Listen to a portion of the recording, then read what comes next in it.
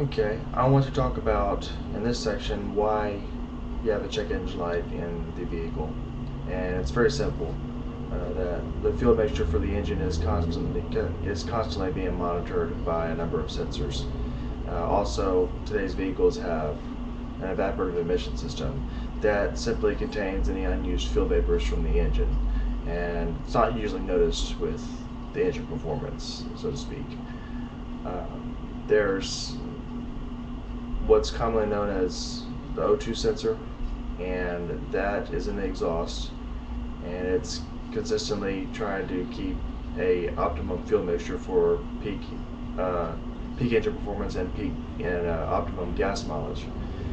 When they become weak or if they have a slight malfunction, that can cause exhaust components such as the catalytic converter to run at the wrong temperature and possibly damage it over time.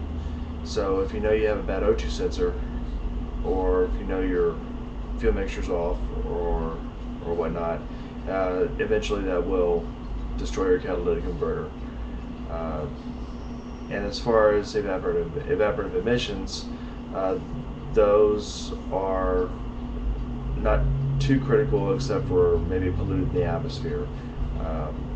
If you're environmentally conscientious, that might be a concern for you. However, the most you probably have to worry about is an inspection shop telling you to get it fixed, if anything.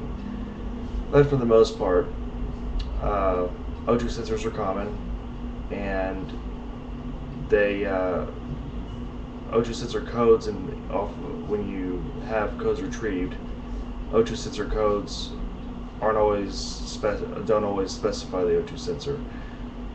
If it's simply reading a higher or low voltage, or if it's at a range, that can be the fact that it's just detecting the wrong fuel mixture from the engine for any number of reasons. Always obey your tune-up, and if you encounter codes that you're not sure what they mean, or broad codes that don't specify what the actual problem is, still obey the tune-up, because it can set the check engine light off if the tune-up schedule is not obeyed. Uh, One more thing about evaporative emissions: always examine your fuel cap. Uh, as soon as your check engine light comes on, that'd probably be the first thing that I would do, is make sure my fuel cap is tight and that it's not showing any cracks or wear and tear on the inside part of the gasket. So scroll through the rest of my page, and I should have more information for you.